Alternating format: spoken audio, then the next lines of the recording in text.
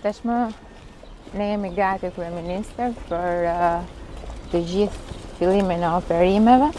Sot le të themi që është dita e parë e testimit në terren, gjithashtu edhe në shkrimi i memorandumeve të bashkëpunimit me gjitha skuadrave, të cilat do të jenë operative brenda në qendrën kombëtare të monitorimit trafikut.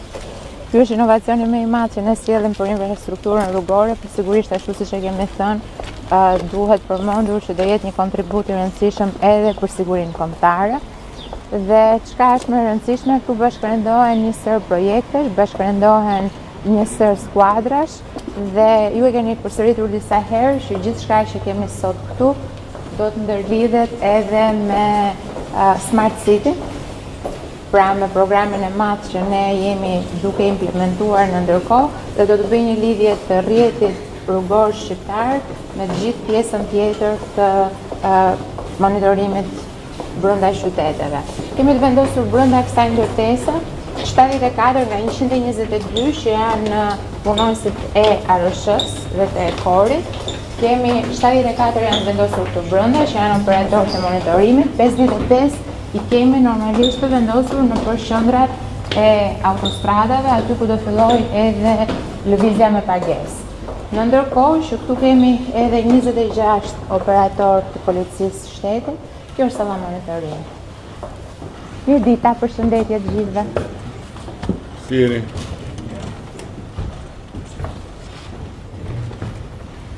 Në këto momente, kryeministër, kemi të lidhur 200 kilometrat e para, të cilat janë pjesë e fazës parë të monitorimit. Këtu janë 2 supervizorë, të cilët kontrollojnë turnin. Në ndërkohë kemi gjithë pjesën tjetër që janë sipas grupeve të ndara. Përpara kemi edhe policinë e shtetit, ndërkohë pjesa tjetër është e autoritetit rrugor shqiptar, siç tham 74 operatorë, të cilët punojnë me 3 turne. 200 kilometrat e para kanë mbuluar autostradat kryesore të vendit, pra Tiranë-Durrës, Durrës-Rogozhin, Rogozhin-Fier, Fier-Vlorë dhe të gjitha akset e tjera të cilat janë akset kryesore, për të vazhduar pastaj me fazën e dytë dhe synimi ynë është që ne të mbulojmë në fazën finale 3650 kilometra të cilat janë aset i autoritetit rrugor shqiptar të inventarit pra. Mirëmëngjes. Fillojmë një demonstrim? Po, atëherë ne këtu kemi 2 platforma. Një platformë tregon të gjitha kamerat që janë për akset rrugore, kurse një platformë tjetër tregon kamerat specifike. Ne kemi të drejtu të identifikojmë çfarë do lloj makine që kalon. Çdo gjë është live dhe nëpërmjet kësaj ne identifikojmë targën, shpejtësinë që ka makina, çfarë lloj makine është.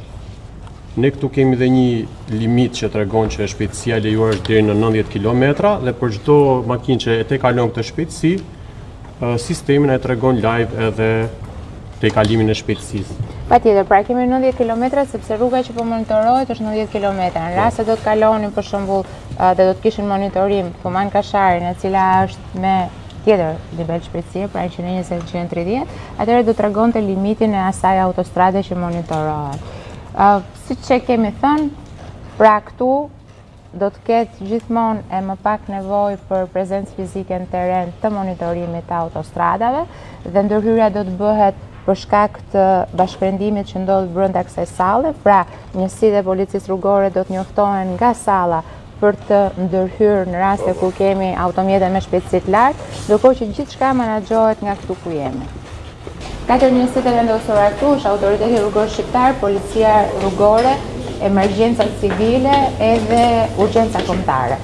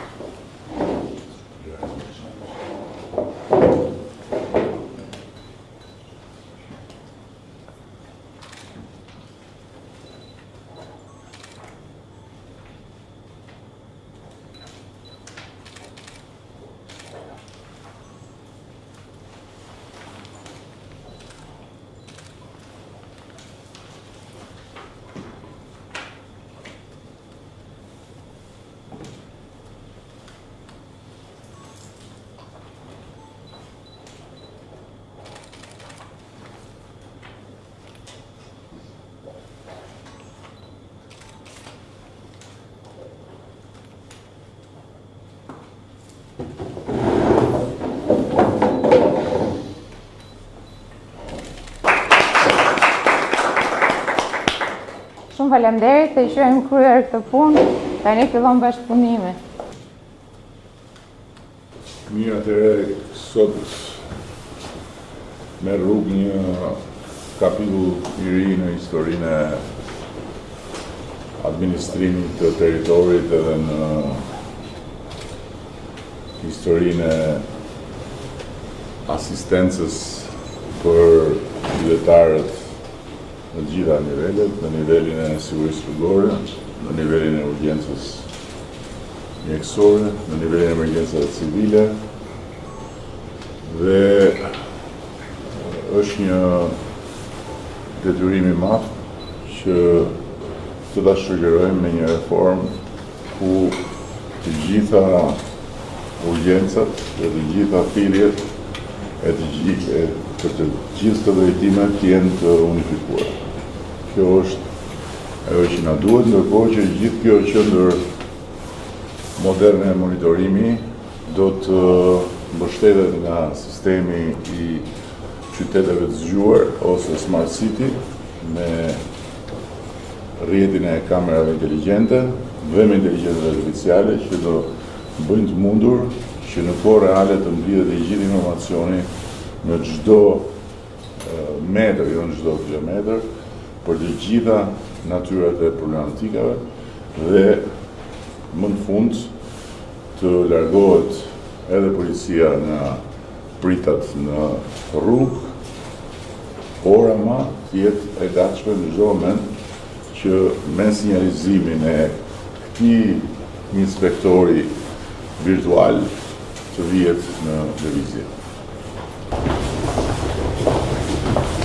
Duke qenë se operon në 3 turne, ku janë të gjitha kushtet akomoduese, pra kanë mencën e tyre, kanë dhomën e pushimit dhe gjithçka tjetër, ashtu si duhet të jenë të gjitha njësitë që operojnë pa ndërprerje 24 në 7. Mosha mesatare është 33-34 vjeç, pra janë të rinj mosh, gjithë ata që kanë aplikuar dhe na janë bashkuar.